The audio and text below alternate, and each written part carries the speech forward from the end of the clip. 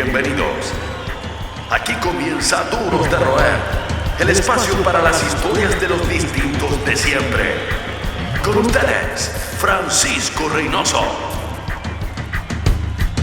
Nuestro invitado de hoy es una especie de camaleón del hardcore. Vive y respira música desde sus distintas aristas, ya sea como músico, multiinstrumentista en bandas como Mana, Chances, Portugal y Drogatones, productor y administrador de una tienda especializada en baterías. Se enamoró del rock gracias a un tío fanático del glam, aunque la primera vez que agarró la guitarra fue para tocar El Gorro de Lana. Cuenta la leyenda que tiene a su haber más de 2.500 discos que ha recopilado desde su infancia. En este episodio de Duros de Roer nos complace en presentar al señor Matías Figueroa, un distinto de siempre.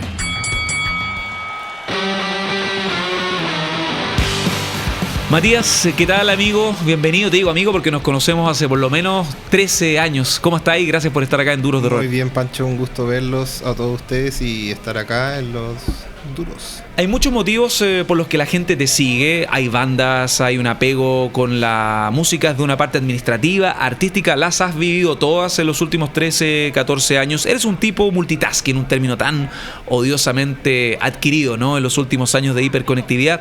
¿Por qué multitasking? Porque todas tus labores están ligadas a la música desde distintos ángulos. ¿Podemos decir que eres una de esas personas afortunadas que vive actualmente de su hobby con estrategia, trabajo por medio, en este caso la música?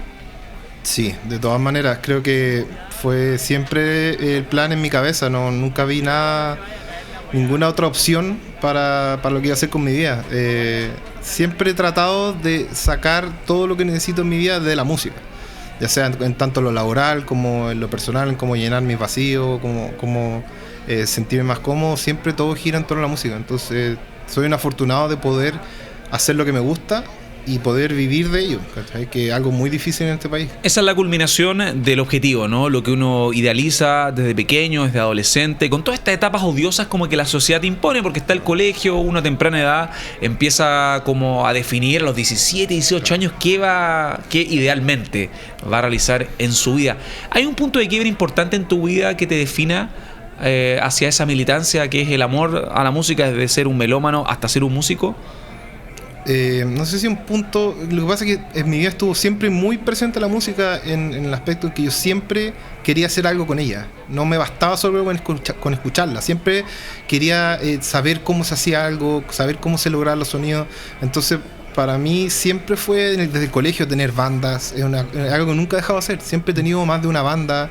Siempre he estado colaborando con más músicos. Siempre he estado tratando de mover algo que me llena a mí en cuanto a la música. Entonces, un momento así como exacto, no. Para mí ha sido continuo en toda mi vida. Ha sido algo permanente. Hemos entrevistado a muchos personajes, agentes del underground en los 80, por ejemplo, cuando no había tanto acceso a la música, ni hablar del periodo pre-internet en Santiago, donde disquerías, revistas, fanzines ejercían de puentes. Pero tu conexión con Estados Unidos familiar también aportó mucho. Mucha gente, por ejemplo, en los 80, una entrevista con el Anton, me acuerdo, notable. Le mandamos un saludo al Anton si está escuchando este podcast. Por ejemplo, él, gracias a su papá o su familia, pudo ir a Alemania. También habían amigos que ejercían de dealers musicales. Y entiendo que hay un tío en Miami que fue como el primer dealer, el dealer legal. Así, tal cual. Vivía en Miami el hermano de mi mamá. Y él fue como mi sensei. No sé por qué. Yo siempre fui fanático de la música. O sea, un tipo que vio Pink Floyd 3 veces en todas las giras que te vas a imaginar. Onda. Tenía mucha historia y siempre fue muy de coleccionar música y de ver shows en vivo. Entonces era como el tío Lolo, yo lo admiraba, lo admiro todavía. El tío Lolo, ¿cachai? Me mandaba los cassettes, me acuerdo, patentes y los cassettes de Poison en nuestros cassettes, me fotocopiaba la portada, como... ¿Cassette blanco? No, estos cassettes fosforescentes. ¿Cachai? Así como, más glam, ¿para qué? Skid Row, Warrant, Poison, y eso eran los grosos, ¿me entiendes? Te mando los grosos, Matito, te mando los grosos. Y los grosos eran eso, eran cosas que iba... L.A. Guns, Cinderella, no sé, de ahí Van Halen, obvio, y todo este montón de bandas que estaban en esa época rompiéndola, ¿cachai? Entonces cada vez que mi tío mandaba algo o alguien iba, me llegaban unos casetitos ahí con algunas cosas. Y bueno, así también fue como, y fue encontrando otros dealers acá, pues, como que me gustó la idea de que gente me recomendara música y poder entrar, entonces aquí fui buscando distintos dealers. ¿Y qué hay del rock? Está primero la necesidad de conseguir música, pero ¿hay alguna imagen reveladora, un video, una canción cuando la televisión pesaba la exposición o el impregnarse con este amor por la música, porque está la cercanía para conseguir la música gracias a tu tío Lolo, el que la llevaba ahí con los vínculos norteamericanos. Pero ¿qué hay de el primer disco que te voló la cabeza?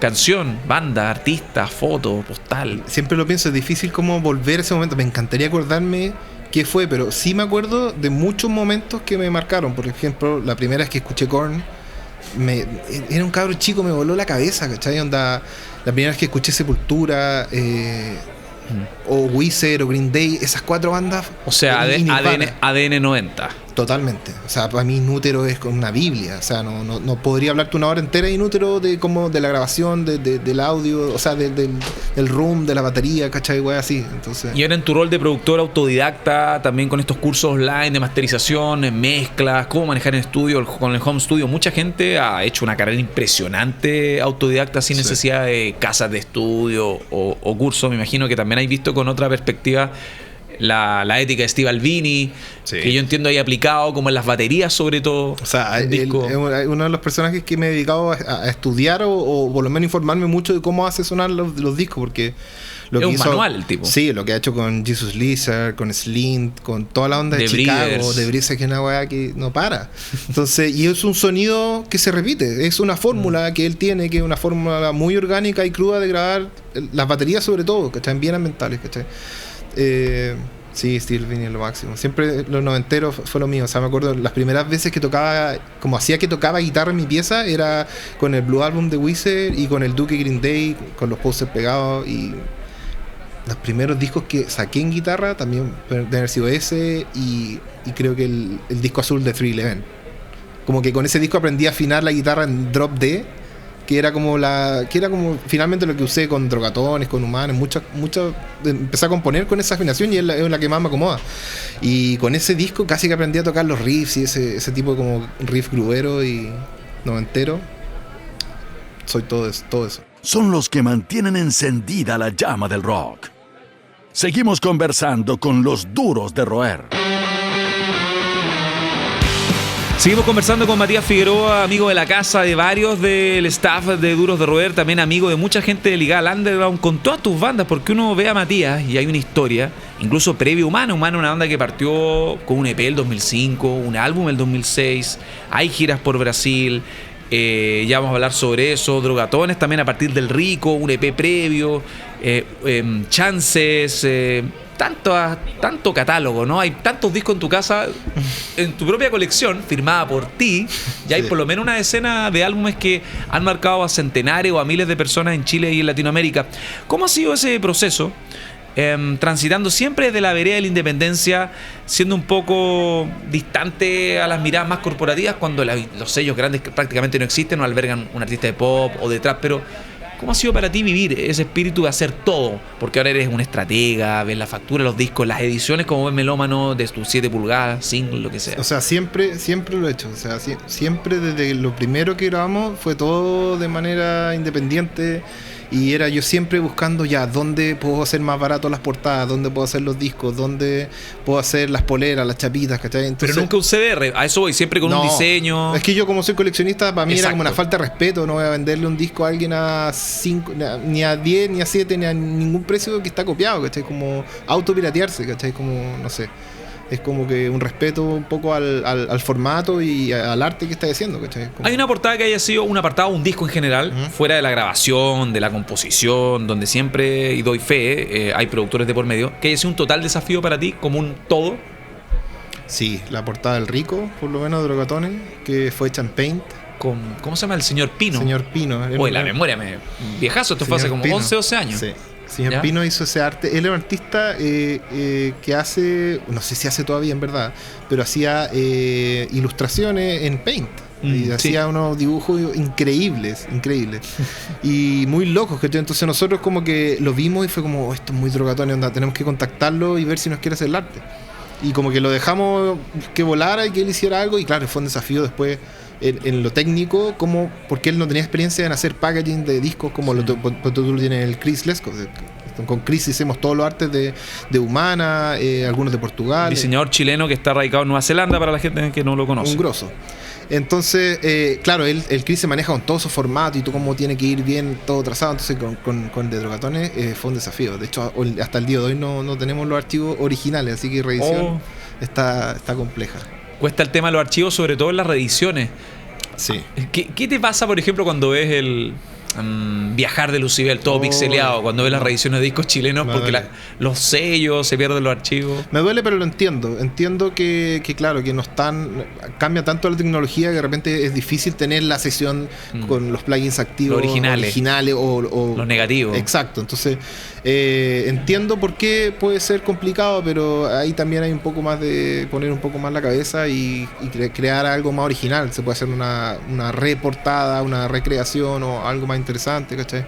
Que de repente le suma mucho más que hacer una réplica como que se ve como pirata, ¿cachai? Matías, en este espacio nosotros hemos invitado, y es curioso, y esto fue súper orgánico porque cada uno ha logrado su camino, tres cuartos de Drogatones, 3 partes de Drogatones.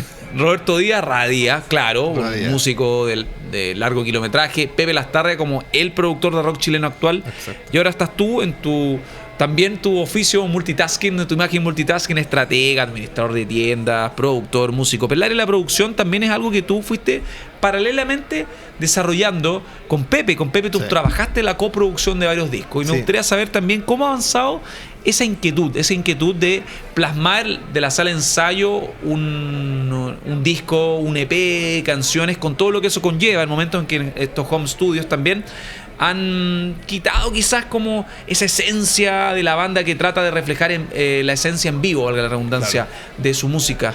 Con Pepe empezamos a trabajar cuando nos conocimos, el 2004, 2005. En un principio Pepe entró en mi vida para sumarse a Humana. Él grabó en el primer EP de Humana, grabó la guitarra, él me ayudó a grabarlo, o sea, él lo grabó, lo produjo y todo. Y así fuimos teniendo una relación muy buena, hicimos los Drogatones y después como que empezamos a producir los Drogatones, empezamos a producir los discos de Humana y finalmente estábamos produciendo los dos, todas las cosas que yo estaba haciendo o las cosas que estábamos haciendo juntos. Y así fue como ya necesitamos no hay sello, necesitamos como armar un sello. Armamos un sello que era la Zomba Records, que era un sello de fantasía, que no era nada, era nosotros que arrendábamos un par de piezas en una casa y teníamos ahí como un centro de operación. En la casa del primo el Pepe, ¿no? Sí. Que ahora tiene el estudio del Pepe. Pero ahora, creció. Ahora es un estudio de verdad. Antes eran unos cuartuchos que nosotros arrendábamos y ahí hicimos un montón de cosas con Roswell, con Sofía the Ocean, con... ¿Aeroplano? ¿No? Aeroplano fue antes. Aeroplano y... Fue la prehistoria. Fue la prehistoria. El Pepe, eso sí. Lo de Portugal, el viaje de memoria. Pero discos que suenan súper bien, o sea, fuera de la logística media artesanal, son discos que no tenían nada que envidiarle a álbumes de grupos con una mayor infraestructura, carrete por medio. Eso era por la pura porfiados que éramos con la paila. Yo con el Pepe éramos somos dos sets de paila muy atentos, ¿cachai? Entonces a los detalles y que nos complementamos muy bien para hacer eso y creo que la mayoría de los discos que he grabado he tenido algo que ver con el Pepe. Entonces hasta el día de hoy, ahora claro, en ese momento trabajamos los dos y como que eran nuestros dos sets de orejas trabajando con las bandas y Pepe siguió en eso, que Pepe es más porfiado y sigue con lo de la producción y yo me aburrí un poco porque en verdad es harto tiempo, es harta pega. Es desgastador. ¿Cachai? Sí, pues. Yo no tengo todas las herramientas técnicas como las que tiene Pepe. Yo soy mucho más de paila. Pero Pepe sabía traducir muy bien todas mis ideas, mis aportes, ¿cachai? Entonces hice la producción para algunas cosas fuera de la Zomba Records, pero hoy en día me dedico a hacer la producción solamente de los discos que yo toco, de mis bandas, ¿cachai? Como que prefiero concentrar toda la energía en eso. Hoy en día es más o menos así. ¿Y qué hay de Drum Dealer? Actualmente es el administrador. ¿Cómo ha sido también para ti ver el lado industrial del negocio? Porque trabajar en Drum Dealer, que es una tienda, es una plataforma que es el segmento del segmento, es solo para bateristas, no en esas tiendas grandes, esas grandes tiendas de músicos. ¿Sientes mucha diferencia cuando viajas, por ejemplo, a estas ferias, NAMM, en LA, en Los Ángeles? ¿Cómo has visto que ha progresado la industria en Chile respecto a Estados Unidos? Fuera de que hablamos de colosos mundiales, pero a nivel de músicos, a nivel de material, de intérpretes quizás. O sea, yo siento que lo que tiene que ofrecer Chile hoy en día es mucho más interesante, en el aspecto musical es mucho más interesante quizás en el aspecto de los artistas, de músicos de sesión. O sea, hay mucho talento ahí y yo me he dado cuenta de eso un poco. Gente que trabaja como baterista muy duro y que tiene harto alcance a mucho público y creo que eso es lo que más he aprendido bueno, y del negocio, que no tenía idea. Yo no venía de otro mundo, pero siempre multitasking. Cuando teníamos el sello, yo también movía el sello, era como el productor ejecutivo también. Entonces, yo siempre en el multitasking tratando de absorber lo que pueda de todos lados nomás. Entonces aprendí de negocio, aprendí cómo tratar con las marcas, ¿cachai? A hacer el marketing, a manejar los artistas. Entonces, súper interesante. Se complementa completamente con la música. estrategia. Yo creo que es algo súper importante en los negocios, en la vida misma, para llevar las cosas en buena lead a cabo y alcanzar el objetivo. Hay una historia que yo quiero rescatar, que fue una vivencia que tuvimos con Matías y que me lleva también a la importancia de los músicos chilenos a creerse el cuento y a seguir con sus ideas. Hay muchos músicos y gente ligada a la industria de la música que escucha los podcasts de Duros de Roer, que es cuando con Matías, yo con unos amigos en Brasil hicimos una gira por Brasil. El 2007, ¿no? Fue por ahí, por mediados del 2007. La primera gira de Humana. Claro, pero una cosa es el contacto y otra cosa es aprovechar la oportunidad. Y Humana, nosotros en esa época no había Facebook, no había Twitter, no había redes sociales, MySpace. No estaba este tema de las métricas y todo aquello. Y vamos con Humana a Brasil. Yo lo acompaño entusiasmado por ver cómo le va a Humana con 6-7 shows buqueados. Y llegar allá, donde había gente que conocía tu banda, para mí fue una sorpresa impactante. El disco había salido, no fue el Views, fue el primer álbum. El Aurora, con un solo disco, tocar frente a 500 personas. Y Matías con Humana aprovechan esa experiencia y Humana alcanza un culto impensado al punto que después, cada gira fue mejor. Sí, más grande. Matías, me acuerdo, la impresión para mí fue brutal cuando, no sé, 2008-2009, me llega una foto como una gigantografía de Humana en una carretera en el interior de Sao Paulo. ¿Cómo fue para ti eso de, en un país con brecha idiomática, con barrera idiomática, transformarte en una banda de culto durante un par de años? A mí me llama mucho la atención lo que pasaba en Brasil, pero finalmente lo entendí. Lo que pasa es que mi percepción es que para ellos aprecian mucho lo que viene de afuera. Como al ser tan caro quizás para ellos tener, no sé, un iPhone, un Mac, por los impuestos creo que es carísimo tener cosas así, o mismos discos gringos, ediciones gringas, es súper caro. Entonces, lo mismo con las marcas de instrumentos y todo. Entonces, siempre ellos tienen una versión de lo suyo en todos los ámbitos, y ellos son muy respetuosos con eso y como que le hacen mucha barra a todo eso, a sus bandas como Deathfish, ¿cachai? Que son como sus, no sé, face to face locales, qué sé yo.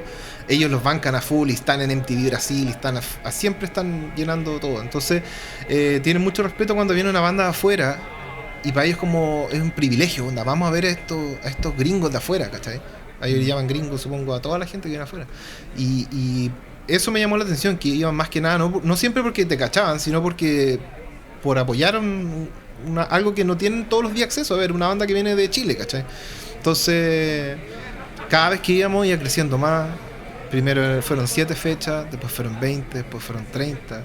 Entonces, para nosotros era increíble movernos por Brasil y que, claro, llegábamos a lugares en que había gente esperándonos, en que habían esta gigantografía en la carretera así que tocábamos nosotros. Entonces era irreal, porque decíamos, ¿por qué en Chile no pasa? ¿Cachai? Decíamos, al final, claro, yo me da cuenta que la cantidad de gente, que al final la cantidad de gente que escucha hardcore o post-hardcore o lo que sea, nichos, es poquita en Brasil, pero aún así es harta para acá, para Chile, ¿cachai? No, es simplemente demográfico. Exacto, es suficiente para hacer una gira así, ¿cachai? Entonces, y luego prueba suerte en Estados Unidos, que fue un periodo súper de transición, como definiciones también. Ahí yo me imagino que cuando uno está en Estados Unidos dice, bueno, quizás no la logre como músico, aunque compartiste con gente Pennywise, mostraste la música Humana en radios, entiendo. Sí. Pero ahí comienza ese como switch, donde... O sea, yo creo que había que ver cómo era. Yo tenía una impresión... ¿Qué año fue eso, Matías? 2011. Ya. Yo tenía una impresión de cómo eran las cosas a nivel la banda gringa. Yo siempre trataba de transponer lo de Humana a una banda gringa como del mismo calibre, no sé, que estuviese como en la misma situación que nosotros, y ver cómo era para ellos ser una banda en Estados Unidos versus a cómo era para nosotros. Entonces me acuerdo de ir a ir a un show a ver a Amberlin con Story of the Year y Dredge, creo, un show así. Dredge, sí. Wow. Y me acuerdo que llegué temprano, quería cachar la onda y todo. Llegué temprano y vi a los cabros de Amberlin descargando sus cosas, poniendo su merch. Y decía... No era tan glamoroso como pensaba. Cero. Uno que claro, porque yo sabía, en el fondo sabía que no era tan así. Pero todos creen, no, Estados Unidos estáis listos, tenéis la guay y llegáis en bus. Y no, y yo lo vi como... Siempre que veo banda o llego antes o después del show, converso con las bandas y sé cómo es. Es súper un súper esfuerzo para ellos y siempre están en todo, ¿cachai? Anda arrastrando equipo, vendiendo el merch, ¿cachai? Onda haciendo multitasking para todo, o sea, por eso funcionan las bandas. Obviamente hay otras que tienen mejor estatus y tienen gente para todo, ¿cachai? Pero eso va dependiendo de las modas. ¿cachai? La competencia es brutal. Es brutal, no sé, yo por ejemplo, ese año había Periphery con Textures. Y Textures, una banda que llevaba 10 años tocando, y Periphery llevaba un disco. Y Periphery andaba en un bus de gira. Y estos weones era la primera vez que iban a Estados Unidos y andaban en una van. Textures una banda Holanda. Claro, que ya había tocado en esa altura y había tocado con Mechuga 6 veces.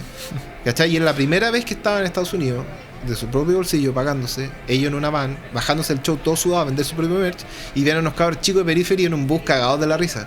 ¿Cachai? Su primer disco, su primera gira de Estados Unidos, y llevan de banda de apoyo una banda que ya lleva 10 años. Entonces te das cuenta que en verdad pasan todos lados.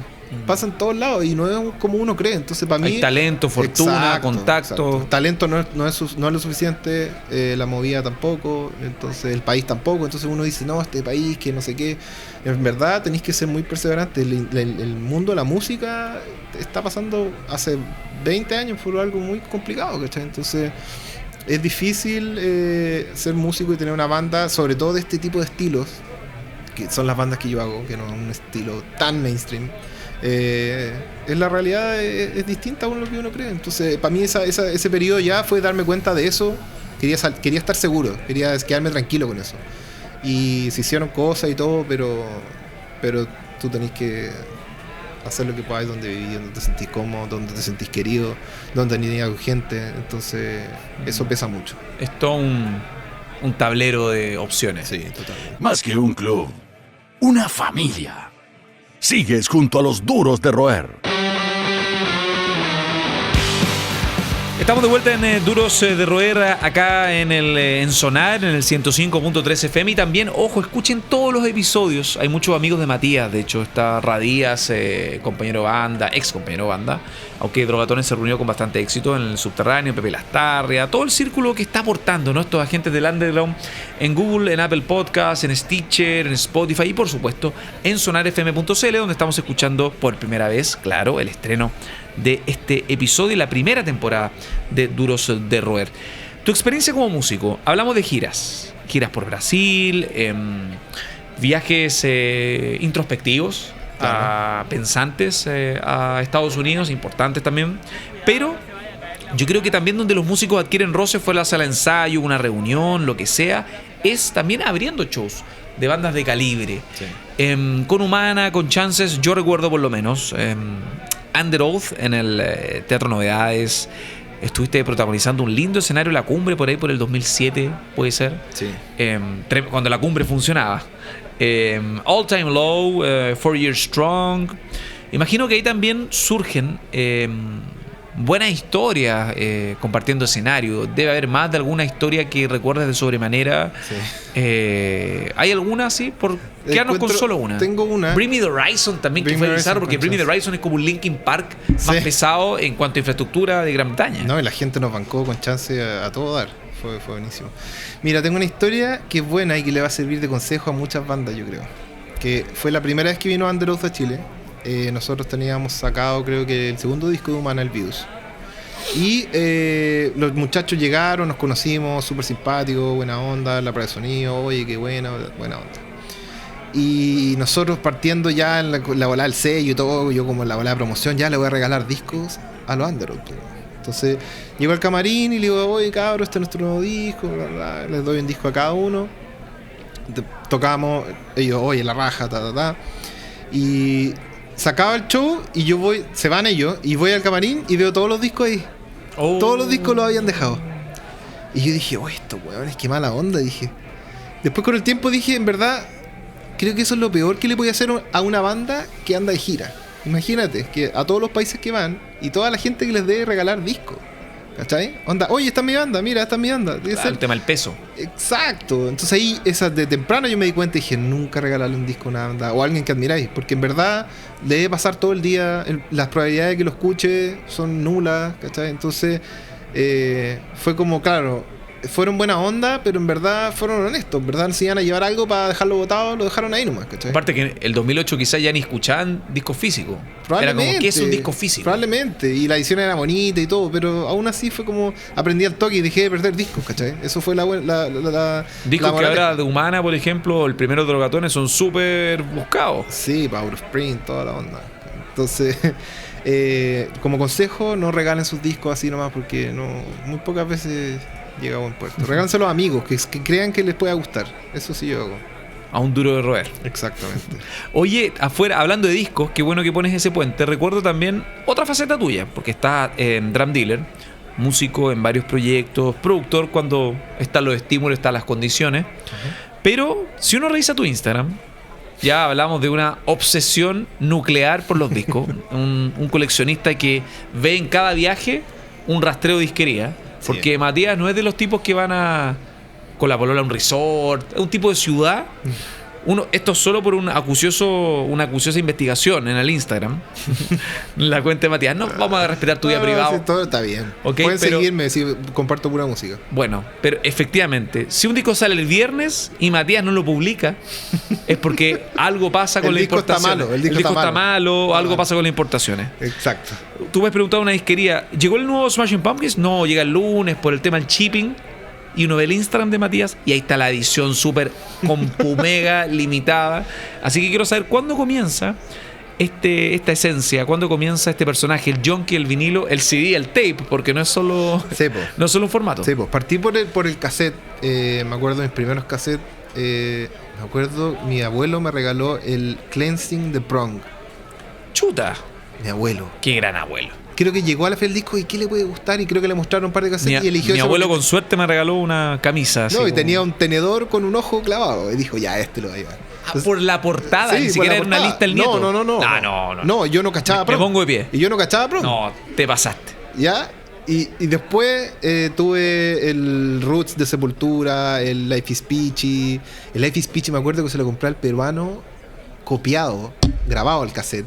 Porque todavía no llegaba el CD acá. Po. ¿Voz propia? Sí, po. Creo. Sí, Juan Carlos de Voz Propia, del Portal Live. Life is Peachy grabado. Onda, de la copia que había, una copia grabada en cassette. Y así en cromo. Sí, así lo tuve como por 6 meses hasta que pudo llegar el CD acá en Chile. Y así, claro, del cassette, de esos cassettes me empezaron a llegar los CDs. Llegó Eximio, estaba el... De Julián Durnay, que en paz descanse. Que en paz descanse. Estaba Extravaganza. Con los Mujica, que fue para mí, siempre que lo veo le digo, tú me mostraste tantas bandas, porque era que... Y él vendía los CDs copiados con un sticker. No, en esa época ya vendía el CD. Que ya salía, no sé, en esa época 10 lucas, que igual en esa época era caro, pero traía los CD y nadie los traía, ¿cachai? Y era como, mira, esta banda Mindset salió de yo, listo, mostrado 2 temas, dámelo, ¿cachai? Esta banda Kilgore, y yo, ¿qué esta weá? Ya, pum, así, Headpie. Bueno, todas las weas así. Bueno, con Julián también. Julián traía harto como agro, new metal, que yo estaba bien metido en esa época. Pero con Mujica me abría así un montón de cosas. Era lo que me recomendaba Mujica, yo lo creía. ¿Cachai? En esa época que era pendejo. Y así fui full CD. Y cuando viajaba fui coleccionando. Después empecé como el 2005, 2006 recién empecé a coleccionar vinilo. ¿Cachai? Porque... ¿Hay algún número? Porque doy por hecho que a través de Discogs, Excel, tienes un estimado. Cuando eres un personaje top de los vinilos, de los discos. Sí, tengo la aplicación de Discogs. Ya, ¿cuántos discos multiformato tienes? ¿De entre todos los sumando formatos? Sumando 2500. 2000, jamás tendría el número. 2510. Te puedo dar el número exacto. Si magnífico. La aplicación de Discogs es súper interesante. Pueden guardar sus colecciones, saber lo que tienen. ¿Cuánto tienes? ¿Cómo no te lo sabes de memoria? No, 2557. 2557 sumando vinilos. 7 pulgadas, 12 pulgadas, cassettes y CDs. Me falta todavía catalogar algunos CDs. Me he estado flojo en eso. Pero es que... Qué vergüenza, estamos decepcionados. Es que hay que elegir bien la edición. No es tan fácil. Es un hobby que es complejo. No es tan fácil. Matías, ha sido un gusto estar contigo en esta conversación. Eres afortunado. Yo creo que tu vida es bien inspiradora para mucha gente que sueña con vivir de la música, cuando uno piensa que vivir de la música implica solo ser músico, valga el tema. Sí. Hay muchas formas de vivir de lo que uno ama, y en este caso la música, que es un puente, es una inspiración que une en cierta medida la concepción de este proyecto, une a los invitados, une a todo el staff que a pulso hace este proyecto. Y yo creo también que es un complemento diario, ¿no? Sí. Es como un combustible imprescindible. De todas maneras. Te agradezco nuevamente la conversa. Nos conocemos hace mucho tiempo, pero estoy súper contento de haber compartido junto a ti esta historia, que es una historia que está también archivada dentro de los invitados ideales de gente que nosotros admiramos, ya sea por la música, por lo que has construido en el circuito chileno en los últimos 12, 13 años. Matías Figueroa, para el cierre, aunque ya sea retórica a esta altura del partido, ¿te consideras un duro de roer? Totalmente, nunca me van a derrotar. Voy a estar hasta que pueda haciendo música, disco, metiendo ruido y teniendo algo que ver con la música, así que estén atentos los que les interesen. Eso. Esto fue Duros de Roer Podcast. El club de los distintos de siempre. El último apaga la luz. Hasta la próxima.